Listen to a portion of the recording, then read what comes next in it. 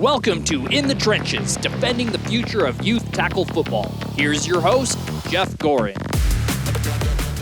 Welcome into another edition of In the Trenches. As we circle the globe, we try and get some pretty popular kind of people to come in and talk football with us.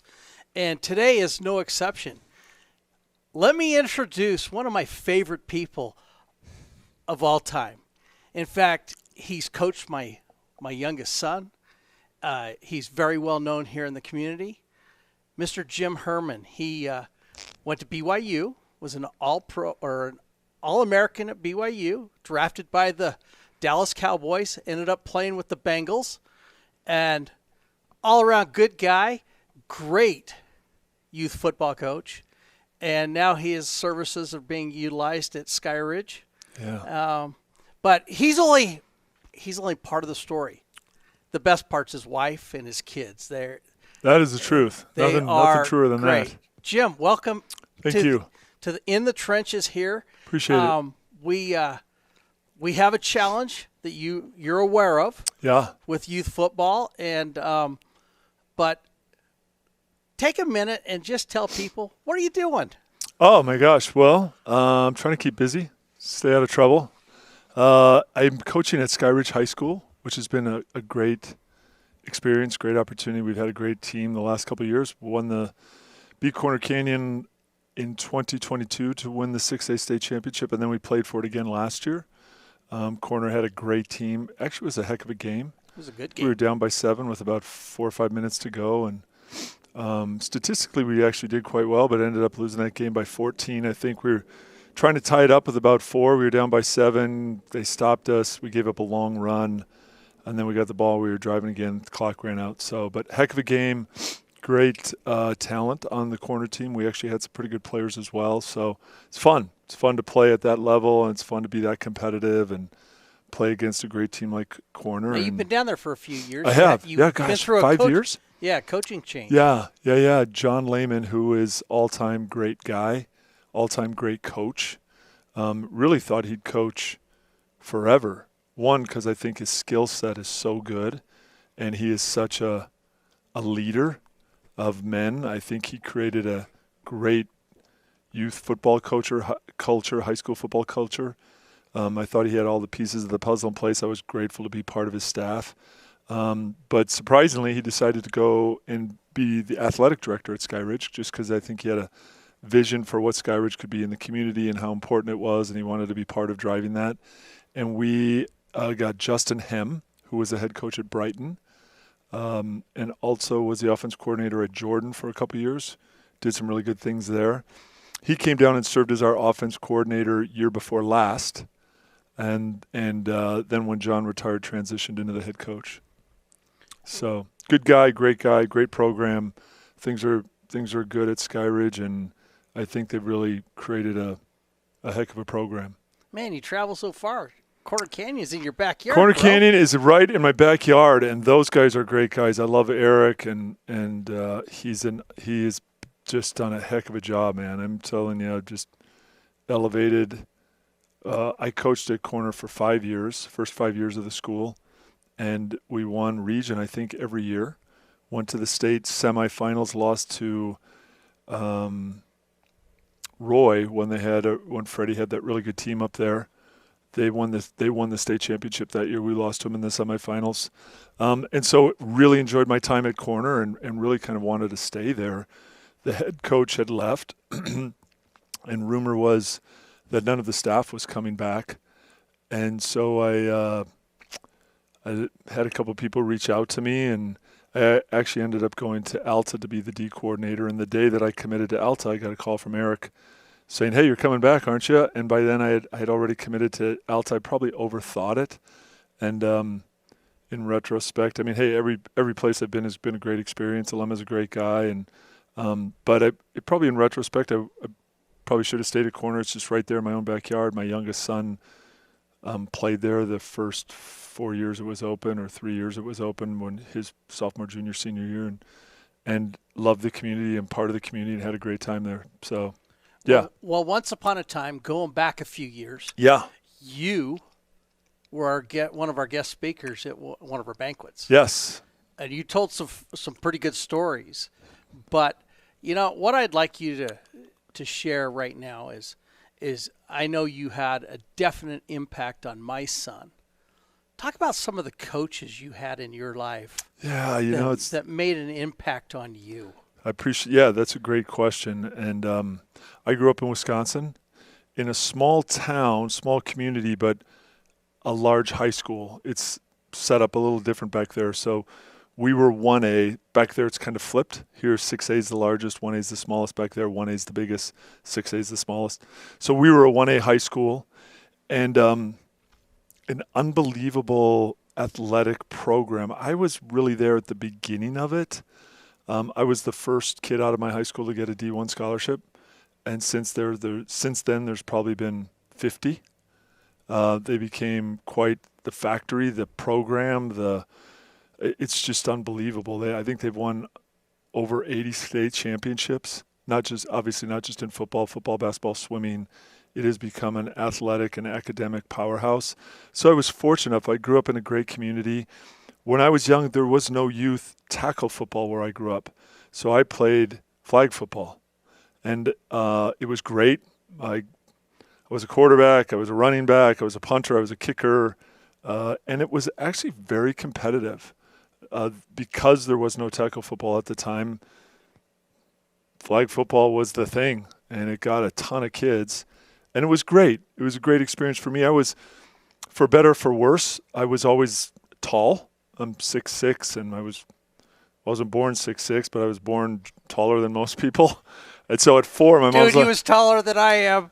My mom, you're like 7. potentially. And when I was 4, my mom, ironically, who's an educator, said, "You're tall. You should go to kindergarten at 4." So I went to kindergarten at 4. So I was always a year younger than my class, which was a good and a bad thing. I think girls tend to mature earlier than boys, but I felt like I wasn't immature, but my self-confidence certainly lacked what I thought all through my high school career. Luckily I had a couple of coaches that really believed in me, even when I probably didn't believe in myself, or I felt I had imposter syndrome. My sophomore year in college, we had a great, like I said, a great athletic high school. Our basketball program was awesome. As a sophomore, on a fall day, right, football ended, I was out cutting the lawn, and the head coach drove up our driveway, and I'm like, why is Mr. Smith here, who's our varsity basketball coach? He came to talk to my parents and said, "I want to bring your son up to varsity basketball." Well, I barely was starting on the sophomore team or the freshman team, so thinking, what? But I was tall, I was athletic. Mr. Smith believed in me, thought I could do great things. He would tell me that all the time. I didn't know if I really believed it or really had the foresight or the wisdom to understand what he was talking about. But he also was an assistant football coach, and one day was my junior year. He just pulled me aside and he said, "You're going to play D1 football. You have the skill set. You're athletic enough. You could do this. You need to believe in yourself." And I had played a little bit of everything. Even in high school, I played quarterback. I played running back. I was a tight end. I was a linebacker. I was a kicker. And so I don't know. I was like kind of jack of all trades, but I didn't feel like I was master of any of them, even though I think I did well at them. But sure enough, I ended up, Wisconsin recruited me, Northwestern, Minnesota, Iowa. I had never heard of BYU. There was a coach at Minnesota named Roger French who was my recruiter for the University of Minnesota my junior year, and had gotten to know him. And the end of my junior year, he, and back then the recruiting wasn't as intense. Their junior year, they were really just reaching out to you, so I had gotten to know him. And my senior year, he said, "Hey, look, I'm not in Minnesota anymore. I took a job at this school out in Utah called BYU. And they're a great program, and I want to keep recruiting you out here. You should come on a trip." Far away, no internet, no cell phones, didn't really know much about BYU at all. Saw them on my senior year. I think they played San Diego State on an ABC game. There was back then there wasn't ESPN. Matter of fact, my Senior year at BYU. Hey, you're making us old, Jim. I know. My senior year at BYU, we played University of Pittsburgh, who was preseason ranked number 1 in all the polls. We were the first regular season televised game on ESPN. BYU is Pittsburgh, and I played in that game. So Pittsburgh was ranked number 2, I believe, that year. 1 or 2, depending upon the poll. Yeah, Who was the quarterback there? His name was Chris Kangemi, but outside of the quarterback, they had Chris Dolman, who's in the Hall of Fame, Bill Fralick, who was an Outland Trophy winner in the Hall of Fame, Craig Ironhead Hayward, who I'm not sure if he's in the Hall of Fame, but one of the great running backs in the history of the NFL. A couple other receivers, some DBs. I don't know, they had 7-8 guys on that team that got drafted and played in the NFL. So they had a ton of talent. We beat them the first game in a great game and then ran the table my senior year, won the national championship.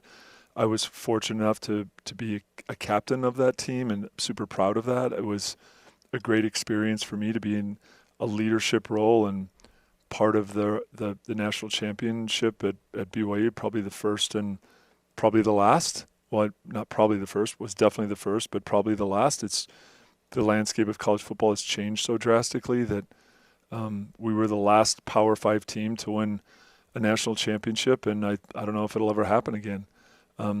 Power 5 and Group of 5 and all those things weren't really even classifications back then. So rambled a little bit, but anyhow, all those stops, I mean, I can tell you who the coaches were that made a difference in my life, and it's substantial. From Coach O'Driscoll to Coach Smith to Coach Reinhold in my college days. And I was a 4-sport guy. I did football, baseball, basketball, and track. Football, basketball, baseball, and track. Only because I didn't know what else to do. And I went from one sport to the next, and I had success in all of them. And it was fun to be part of something, and it was encouraged. And each one of those coaches in every one of those tracks, Mr. Perkins in track, he would hunt me down and like, you are running track. I was a long jumper. I jumped almost 22 feet in high school as a long jumper. I high jumped 6'6". I ran the 330 low hurdles. He just saw me as an athlete and thought track would accentuate my athletic ability. And I appreciate that. At the time I was insecure. Track was so individual that you can kind of get lost on the football field. But in track, it's you. But in retrospect, right now, we got a lot of people trying to specialize. Unfortunately, at yeah. 11, 12, 13 years old. Yeah. And the lessons you learn in are massive. Basketball, baseball, lacrosse, wrestling, just track, made me a better athlete. There you go. Yeah.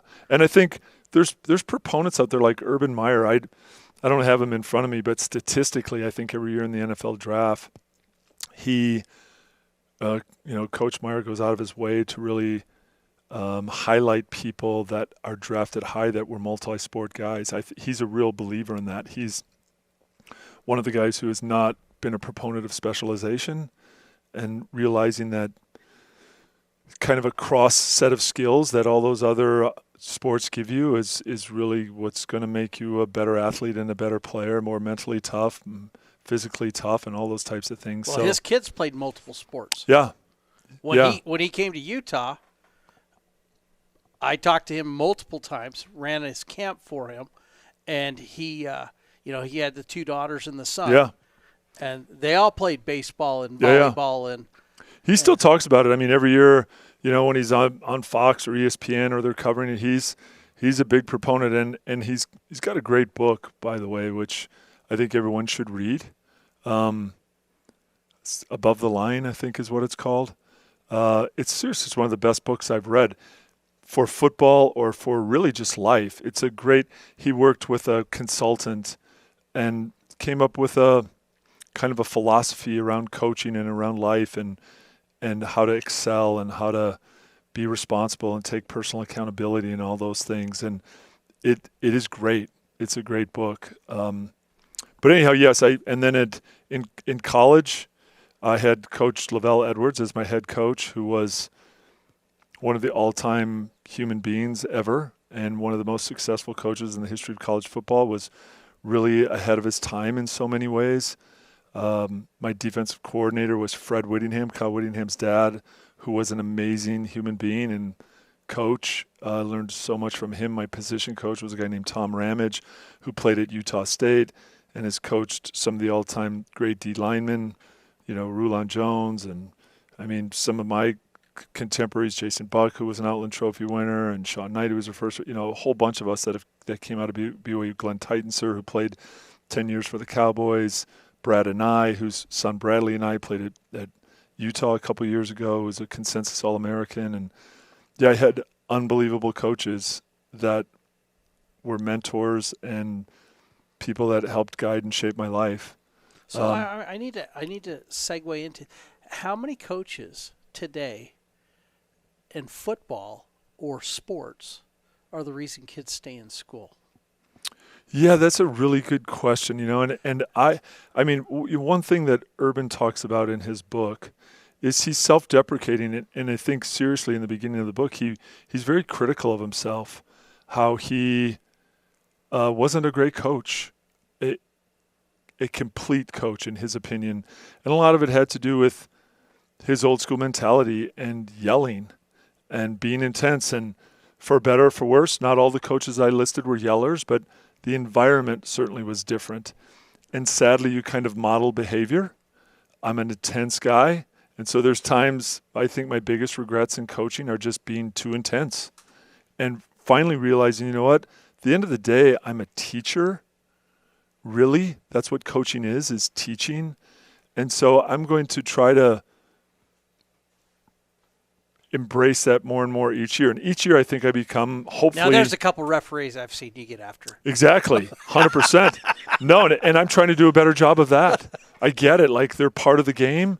Certainly can't take away my competitiveness, but I'm certainly trying to handle those interactions better. Not always perfect, but I'm certainly trying to realize, that's one of the big things today. Nobody likes to accept responsibility. Your team's not going in the right direction. Yeah. It's not doing the things that you thought you were supposed to be doing. Yeah. And you need somebody to blame. Yep, 100%. And that's kind of one of the things we're working on a lot, Yeah. especially with the youth coaches, is sometimes you just have a bad game. Sometimes Absolutely. things are just not going your way. Yeah. And it's not the referee's fault. No.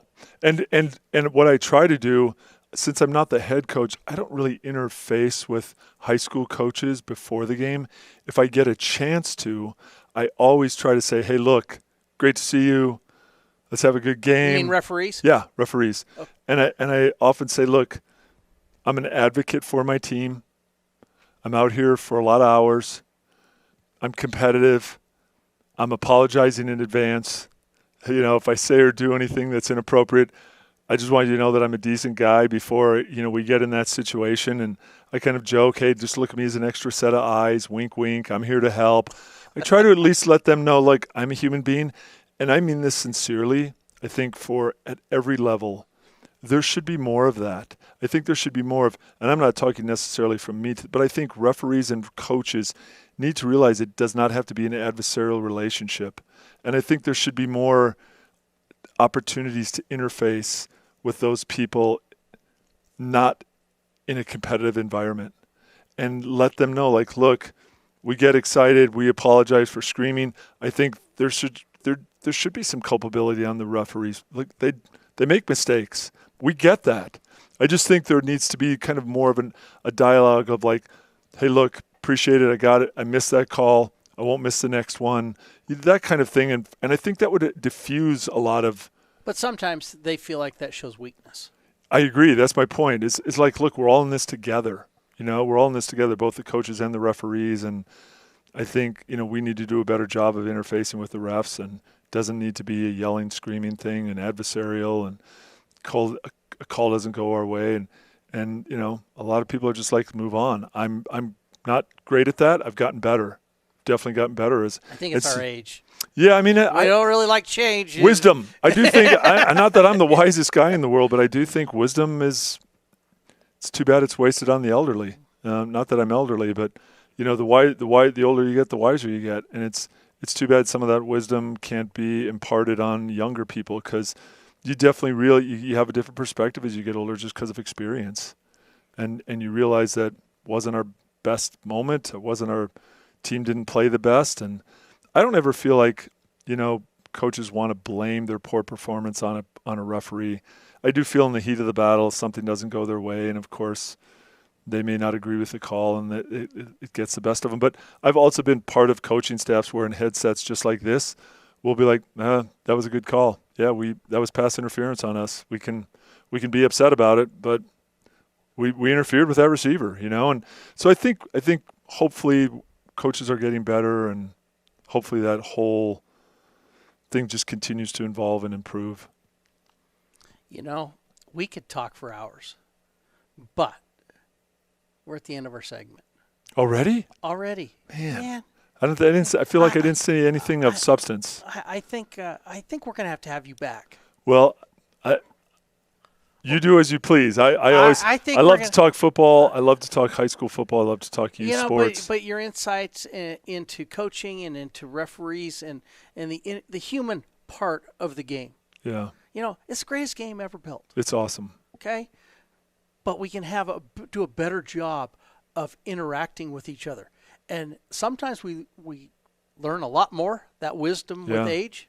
Yeah. When we lose. 100%. Oh yeah, I think it's easy to hold that helmet up. And be the victor. Absolutely. And like I said, it's tough to look in that mirror. There's going to be some guys out there going, I've coached. Jim Herrmann's been on the sideline, and the dude's too intense. I readily admit that. And like I said, I'm trying to temper all of that and still create a culture of personal responsibility and accountability doesn't always have to be super intense. I get intense in competitive situations. I'm trying to temper that and try to be a better teacher. But I will say this, people coach for all sorts of different reasons, and I love being part of a community. I love being part of a team. I love being around kids that teach me something every year. I learn something from someone. I see kids mature, go from a sophomore to a junior, from a junior to a senior, and go, man, I remember you as just kind of a goofy, immature sophomore kid, and now you're our leader. Yeah, I've watched kids start out at 9 years old go, whoa, that kid's got some talent. Yeah. Now all of a sudden he's running the ball and D1 competition. Yeah, it's great to see kids mature physically, mentally, all those types of things. It's cool to be right down in it and witness firsthand people continue to improve their lives and be successful. It's part of why I think most coaches do it. They like to be around the kids, and they like to be in a social structure that's competitive and focused around youth sports. So it's definitely a win-win for sure. Jim Herrmann, former BYU athlete. And, he's one of those guys. Every year, he comes running out of the tunnel with the flag. Carrying the flag. Now I wouldn't know that not from every being year, in the but stands, hey, it's been fun. But I've watched it on TV many times. It's been fun. And I'm going, hey, there's my boy Jim. Thank you. Yeah, it was a great experience. My choice going to BYU changed a lot of things in my life, and it was We're going to have awesome. you on just to tell about those stories. Anytime. First time you were in the locker room. Yeah, for all those. Hey, I played with Kyle Whittingham was a teammate. I played with Kyle for 2 years, and I'm good friends, and still go up and support Kyle and watch practice. And that's the other thing, right? That relationship between those schools doesn't. I didn't grow up here. I had no family go to either school. It certainly doesn't need to be the way it's been at times. I mean, I think really fun rivalries should be exactly that, really fun rivalries. Wow. And it doesn't have to be so crazy that we all lose a year or two of our lifespan by getting caught up in it. It's fun. It's a fun. We should embrace it for sure. Another episode, a great episode of In the Trenches. We thank Jim Herrmann for being part of this. We're going to invite him back. He's got more stories. He didn't even scratch the surface. This guy's got stories. But thank you for watching. Thank you for being part of us. Jeff Gorange, we're out.